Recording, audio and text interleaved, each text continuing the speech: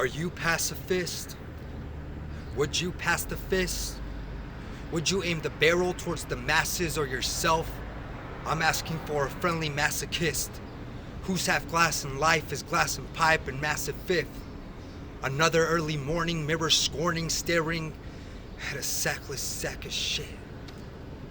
That mouth of Listerine helps him down those aspirations. Whoops mean aspirin. It's easier to swallow than those promises that he never manifests.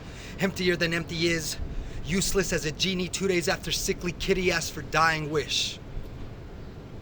So how'd I get here? Well, sometimes the person that leads you to the pearly gates is family. Maybe blood in, maybe not. Maybe your own cousin from the block with your favorite milligrammy stashed in handy right between a bandy and a Glock. So cop enough to load and squeal a full banana clip. I mean, what's one more slip up? Oopsie, I'm a fuck up running circles, silly duck goosey. Oh, hi Lucy, I am home. So she slides over the chrome and she whispers, if you truly feel alone, pull the trigger, shoot. And tell me if it's just as lonely at the top as they say it is. And it is. So tell me, where were all the homies that were with me for the come up? The head honchos, OG machos, the don't be weak, put your hand inside that baggie, go ahead grabby, take a dabby. You can take that hit or you can put your knucks up. Well, it'll always be the weakest giving tough love. That no llores, oye mijo, sea usted un hombrecito calladito. No seas vieja, no que tú eras mi hijo. I wonder if I can see all of my resentment and the depths of it from up here.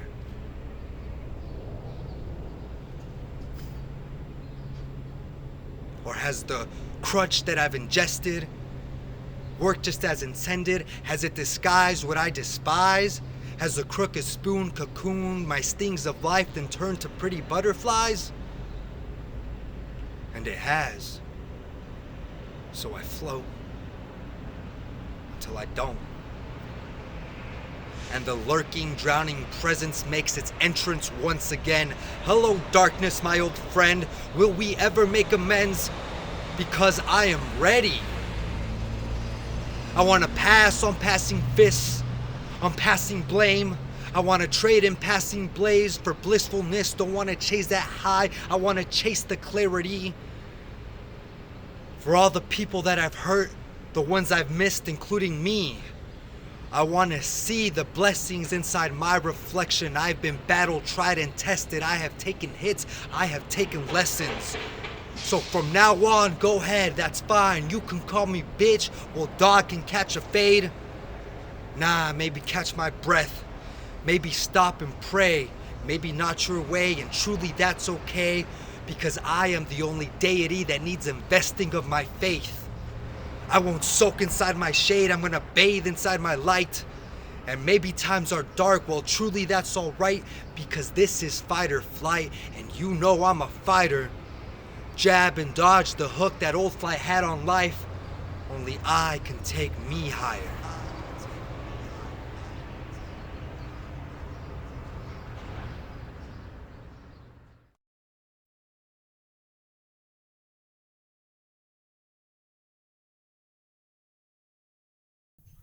You know, like when I think of me using drugs and the disease of addiction, cancer's a disease. My dad didn't volunteer for that. I volunteered to use drugs. I don't believe it's a disease. I believe it's self-inflicted.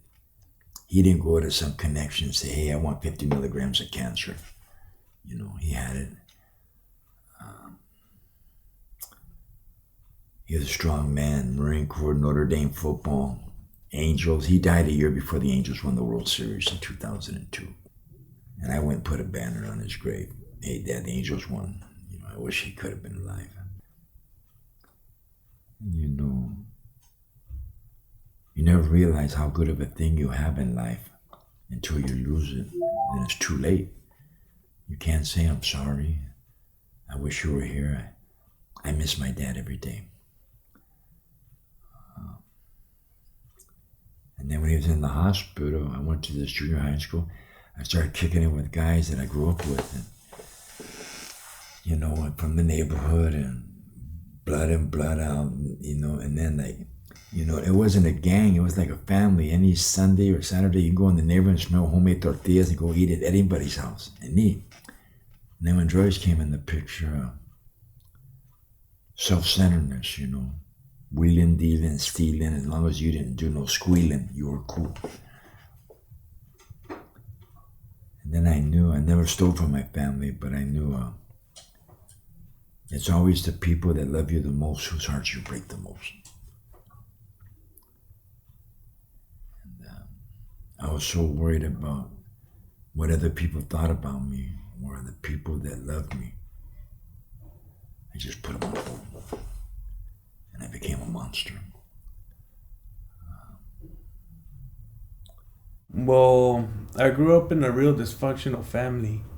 Ever since I grew up with resentments, and I had this stepfather that I was trying to get along with, and I never got along with. So yeah, I had a rough life. I wasn't like no other average kid, but yeah, as I went through, I used to get pretty beat up, pretty beat up by my stepfather, because I think that's how they ran things in Mexico, and that's how they raised their families and this and that.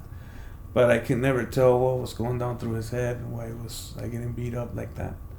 But things changed as I went down through life. I engaged into something else.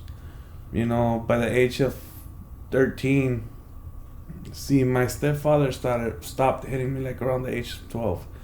So by the age of 13, my neighbors were gangbangers, so I felt pretty attached to them, and I felt more love from them, so I used to hang around with them.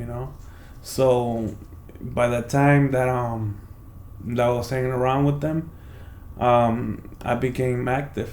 I became one of them, and my life took off from there.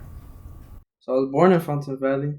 Then we moved to Santana, and I've been in Santana like for all my life, And like I don't know, like it's just my family is like something else. Like honestly, everything was good, Like I had a good childhood and everything, like until I turned 5. Cause at 5, like that's when like I don't know, but for me, like I always hop from hood to hood, So I was always had those like older like figures, I guess you can say, around me. Cause I never really liked kicking it with like kids my age, but ever since then, like it just I ruined my family, Like it sucks, cause once I started drugs and everything like that played a big role in my family, cause I'm the only one that's like this, like the way I am.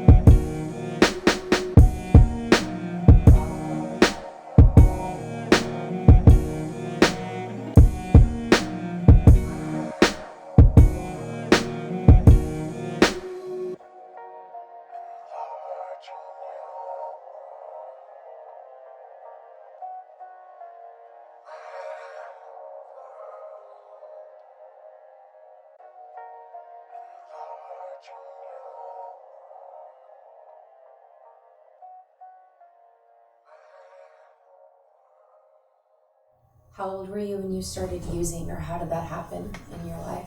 15, 16, curiosity, seeing the older homeboys in the neighborhood, their continental slacks, their shirts, the way they talk to girls. Hey, baby, let me be the flirt under your skirt. I wanted that. I wanted it. I was attracted to it. And I never liked to drink alcohol. But weed, I got to it sniffing pain. And then one day this guy offered me and I snorted and I liked it. And the guy goes, man, you're wasting it here. Que peca la vena. And I tried it and I fell in love with it. I loved it. And he goes, hey, Holmes, do you know that you could not only put that in your vein, you could put money in your pocket? How? Slinging it, put it in balloons. And then I see people today, I don't do meth. I tried it, but the first time I experienced it, I'm in a house waiting for my homemade to come out of a room after scoring some, and this guy is sitting next to me, he's hitting the pipe. I go, what the fuck's that? He goes, hey, Holmes, aren't you going to answer that phone? And I look, the phone wasn't ringing. I go, come on, Holmes, it's ringing, man. It's been there. You've been there 5 minutes, answer the phone. And then he's picking up the screen. Hey, Holmes, come on, we got to get out of here. I can't be around these people. I go, why would you want to stay up all day? Because when you sleep, you're missing out. Sun rises in the east, sets in the west. You're not missing out. Holmes, go to sleep. And then I see a girl take a hit. I turn, her whole head's gone. I like the clouds. Her whole head's gone. She's just a big cloud. So, you know, by the age of 16, I started doing crystal meth. You know, all the youngsters that I have and everything, they started going away because I was doing dope already. And then some of them were getting high. And they started like splitting to different tours, different territories. And they wouldn't listen to me because I was all high. But here's a funny story because I didn't really want to smoke shit. Like, I just wanted to be myself. My cousin used to live with me. And from being posted in the night for so long with my gun out there, and I was just tired. One day he came in the morning and he's all like, hey Yogi, hit this shit. I got a pipe. I got a crystal meth pipe. I want you to hit this. And I'll be like, why do you want me to hit this? You know, like, I don't even do that shit. Just go away, dog. Like, I'm just sleepy. I want to sleep. You know, he's all like, no, hit it. If you take a hit, I will leave.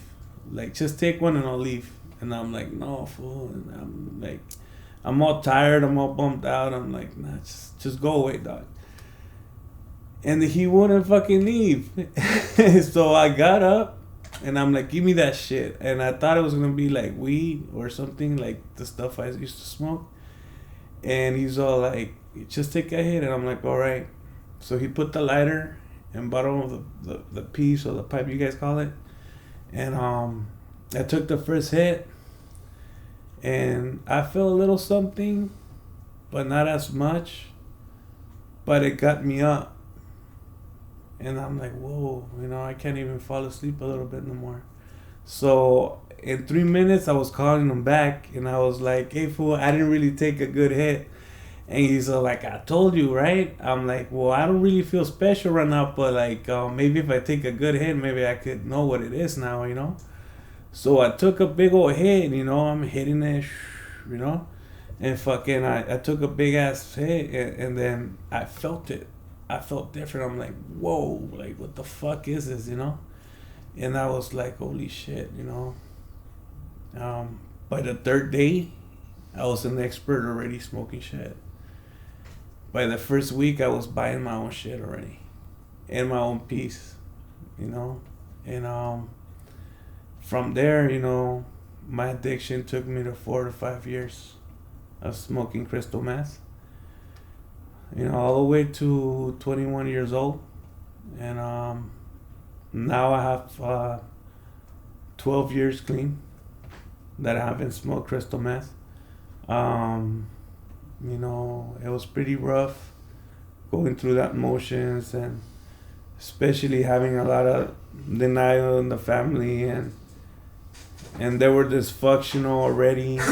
And now they had to deal with me with my bullshit, you know. And my mom used to go, ¿sabes qué? You know, out of my 5 sons, you know, you're the only one like that. You know, you're the only one that has to do all this kinds of shit, you know. Why? Why are you doing this to me? And I would look at her and I would be like, I don't know what happened. You know, maybe destiny, you know? Well, like the first time I ever smoked bud, like I was 5. I didn't like it, and then I was always against drugs. But then it came around 8th grade where I decided to smoke again. I don't know why, but this time it was different. This time I fell in love with it. Like, this is like, damn, this is what I've been missing, you know? Like, I don't know why, but this makes me feel like the motherfucker I want to be, you know? This makes me feel like, I don't know, like, I just be, I forget about everything. Like, fuck the past. Like, this makes me, like, just stay in the moment, forget about everything, and just not worry about the future or the past. And from there, like, 8th grade, like, I started smoking, like, just in the afternoons, and, like, rarely, you know? But then 9th grade came, I started smoking more. I smoked just in that after I got out of school, like a lot. Then it started like not being enough, so I started smoking it once I got out of school, before I go to school, and just after that, like I just got reckless with it. I started smoking in the morning, during school, after school. When I wake up in the morning, like at 3 a.m., I'd be waking up and just go pack a bowl real quick and just go back to sleep. Wake up again, do the same thing, and from there, like but for me wasn't enough because like there was never a second I wasn't high, never. Like fuck a minute, there was never a second I wasn't high, and like from there it just escalated on drugs, you know.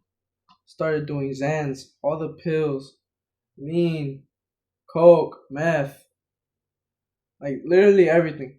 Except the one thing I never did was shoot it up, you know. I never did heroin, that's for sure. But besides that, everything else. And like from there, like I would do one, then switch off to the next, then do the next. But then at that point, those drugs weren't enough, so I had to mix them all together. So I'd be going to school during school, just off of like 12 drugs, just going through my day. And like honestly, sometimes I don't even know how I'm still alive because that shit should have killed me. Most people, most people die. I don't know how I did it, you know. And after that, like I just went off of that like just every day. Just and if I went to parties, and I'd be off of like 15 drugs by the end of the night.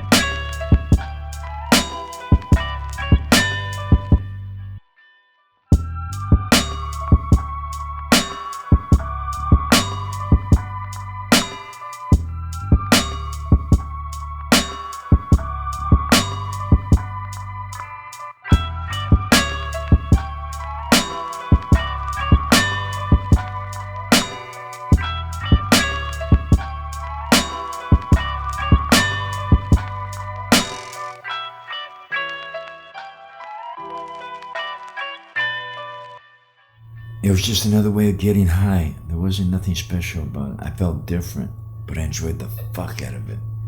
Cause now I'm normal, but when I was doing that, hey Holmes, how do you feel? Was it good? Hey Holmes, this feels alright. I don't fucking feel good. Man, you could fuck for hours, you don't come, your shit stays fucking hard. That's what the Catholic Church is all about. We don't believe in safe sex. Produce, that's what the Lord says. And you know, and then when it got to the point where I wasn't doing it to get high, I was doing it just to be fucking normal. Cause I got sick. Hey, what's wrong? Hey man, hey what? I got the flu, and I didn't know what was going on because I was very fucking naive. I was a square. And my homeboy goes, "Come here, man," and he's the one that gave me my first slam. I started slamming. He goes, "Here," he put a little dime in there. And how do you feel? Fuck, I feel brand new, homeboy. What's up? I've got a brand new bag. It's uncut. Let's do this. But then when it got to the point where it became an everyday job, and I lost all self-respect for myself. I lost the love and respect of my mom and dad. When I got busted at the border for smuggling heroin and weed in the country, San Isidro, they took me to MCC San Diego, and I called my house. Mama, I got in trouble at the border. I need you to bail me out. And I thought nothing could hurt me. My mom did. She goes, at this moment, I don't feel no love in my heart for you no more. And she hung up on me. I just smoked it because my body was needing it, and it was a craving for my body because now I had it, and it was pretty hard to let go. I really didn't enjoy it. I smoked it because my body wanted it. It was a craving for my body. It was an addiction, and to have that addiction is pretty bad because when the body wants it, you can't let go. It's like if you don't even have money, you steal from it. But thank God I never stole or anything. I always had it there because my cousin was a slanger. The sensation. Damn. Honestly, it just felt like my whole life was a game. Like everything just felt like a video game. Like it felt like I was a character in a video game. Like everything just felt fake. Like I didn't know what was real. I didn't know what was fake. Everything to me was just it was just like a joke to me, basically. Everything was just a joke. Like if cops came to me and screamed at me, started doing all this shit, arrested me, I laugh at them. And like if it was my parents screaming at me, I laugh at them too. Like everything to me was just a joke. My life was a joke at that point. Everything just didn't feel real. I felt like I don't know. Like it's just honestly like sometimes I don't even remember because it's been a while. But like all I know is I loved it, but I hated it because it just became a same old routine every day. Like at first it was cool, but after a while it got boring. I told on myself, I go, Chris, I need help. I'm using. And a week before I told him this, he saw me take a cake for 4 years, and I was higher than a fucking kite. I lied. I disrespected my brother. So when he tried to get me help, my mom came down. My son told me, you can help him. Yeah, I'm going to get him into St. Joseph's medical detox. What's medical detox? They're going to give him drugs. No, that's what got his dumb ass in trouble, those drugs. My son's going to go in the room, tie his little wee-wee in a fucking knot, and sweat it out. No more drugs. Right? Yes, ma'am. He goes, I tried. So when I went to Unidos, December 23rd, 2014, I weighed 135 pounds. I'm a little chubby right now. I weigh 285 right now. And she came to see me. And a week before I turned myself into Unidos, I bought a cool cash $3 ticket. And I hit all 6 numbers. I won $30,000. And my mom came and my sister went to the bank, got $5,000, and I gave it to her for Christmas. She threw it on the ground. She goes, I don't want this. This is my moment of clarity, the moment that turned everything around. I go, what do you want for Christmas? She goes, I want my son back. I go, well, your son looks like a piece of shit. She goes, don't flatter yourself, shit solid. You look like stir-fried shit. So somebody called me, I turned, she slapped me. She goes, look at me when I talk to you. 4'10", 105 pounds, 80 years old. I go, Mama, I can't do this program 90 days. I can't. She goes, well, let me go tell Robert if I could borrow you for an hour so I can take you to the cemetery and go spit on your father's grave it took. And tell me he raised a coward. And I looked at her. I go, I can't do this 90 days. She goes, well, tell me what you think about this. I put my life on hold for 9 months to bring you in the world. Can't you give me a third of that back? 3 months. I can do that. I beg she'd ever sit. I'll have 5 years, December 23rd of this year. I didn't go to a treatment. I didn't go to a rehab. I just did it on my own. I used to get those cravings a lot. During the first year, but I drank a lot for that urge, and I started confusing the smoke with the cigarette. So, me smoking shit, I have big lungs, and I used to blow big clouds and shit. Like I used to hotbox in my room. So now I'm dealing with the cigarette and throwing a cloud out and thinking that's a smoke. I'm tricking my mind so I could get back into action and how to leave that shit little bit by little. And it finally did happen. That strategy worked. And then I called my other homeboy when I was drinking, and I'm like, hey, what are you doing? I just wanted to talk to somebody. So like, nothing. You know what? I'm about to hit a program. I'm like, oh, you go to the Spanish shits? And he's all like, no, this one's in English, dog. This one's culture. Latinos and Chicanos right there. I think you fit right there pretty good. You want to go? And I'm all fucked up, and I'm like, man, but I'm drunk right now. He's all like, you know what? Sleep it off, rest it out, and I'll pick you up in the morning. And that's how I ended up right there in Santana. And ever since I ended up right there, I changed my life around. Yeah. That's when I just OD'd in front of my mom. I just fell to the floor and I wake up all sweaty and like what the fuck? I'm all pale. My dad, because at first I was trying to take me to the hospital. They didn't listen. So later when I wake up all fucking like not knowing what the fuck is going on, my dad's like, you good? All right. Like wait for 30 minutes. No, we'll take you to the hospital right now. I'm like, oh. Now after I fucking like almost die on you, huh? And like they take me and just everything. By the time like I even got like attended, everything wore off. I was all chilling and shit. And like, you know what? I come back home like at 2 in the morning. I'm like, mom, you know what, mom? I'm over this. I'm tired of this. Find me some help. Send me somewhere. I don't give a fuck where you send me. Just send me somewhere. Like I'm not good. And then like that's when she decided like she found touchstones, and that's when she sent me to the rehab place. And, yeah.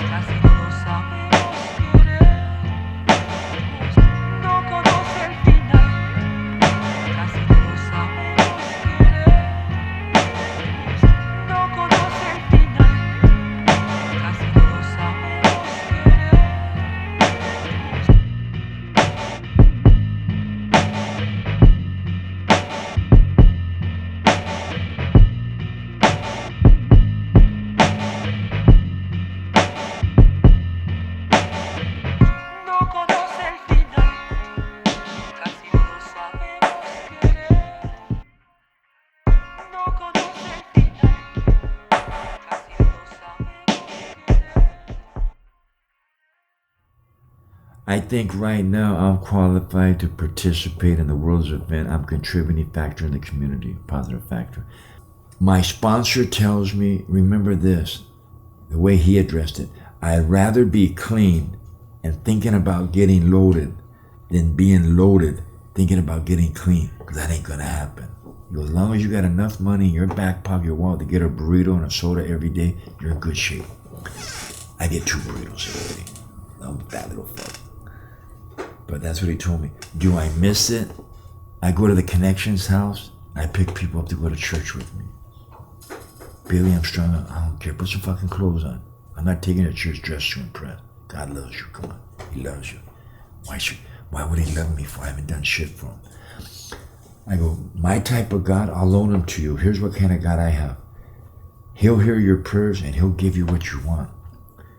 And I know you like to bump your music a lot when you're driving. He goes, yeah. Well, you'll come to a red light with the radio on, then all of a sudden the DJ is going to say, Tommy, are you out there? I got a dedication from you, from God.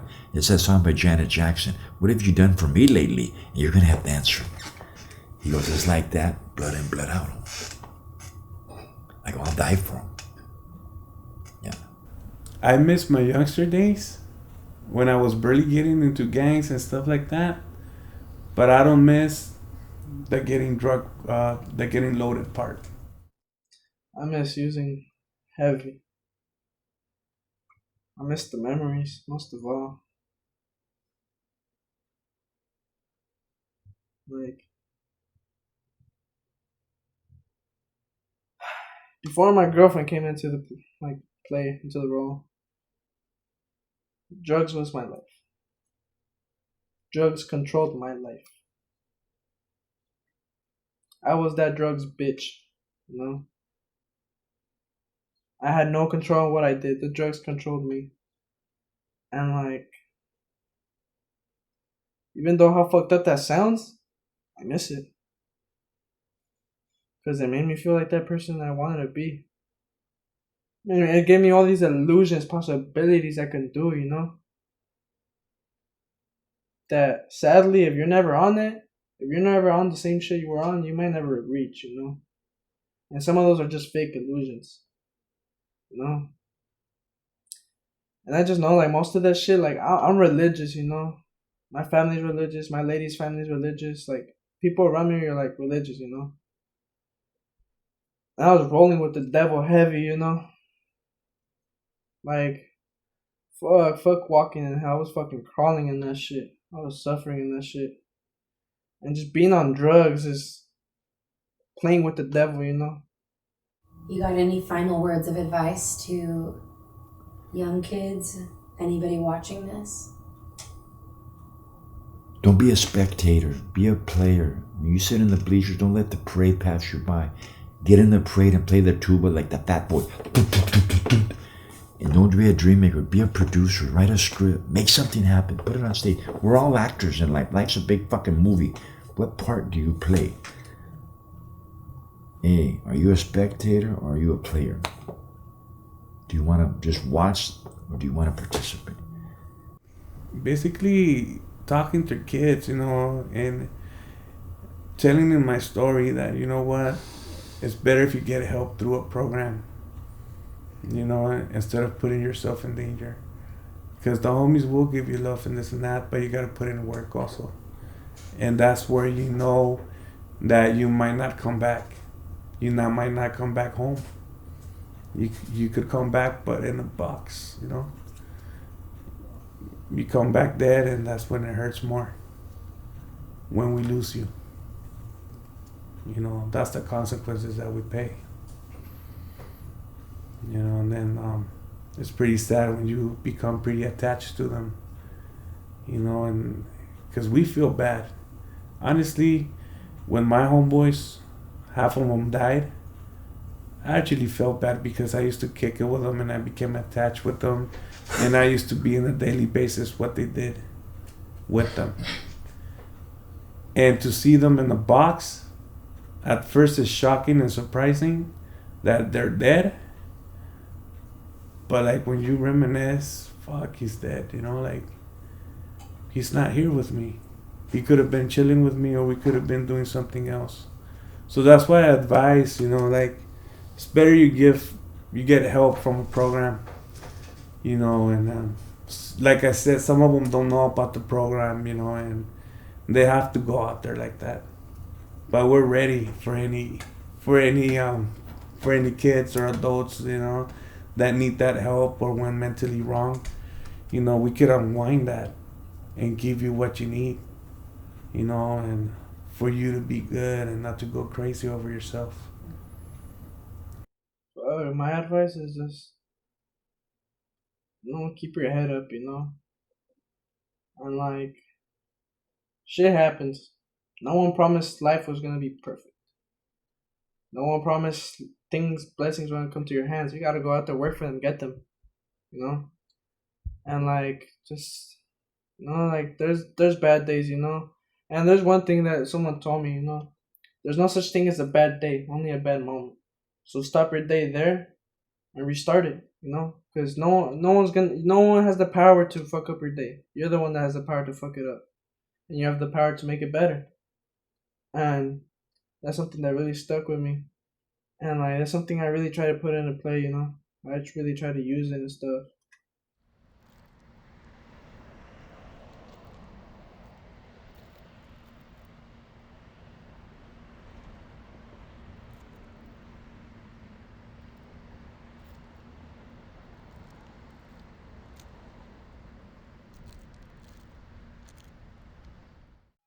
We used to ride with Victor Loads, you know, and Victor, home Agustin, he got me once in there, you know.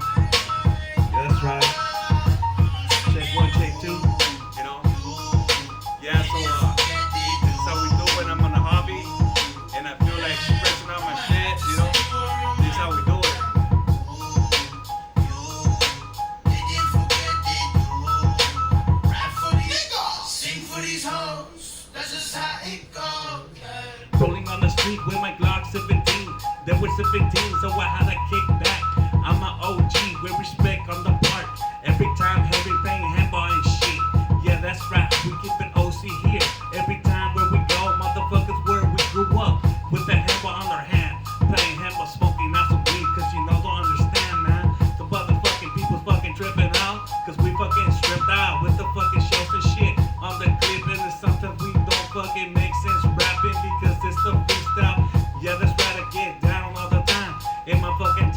sipping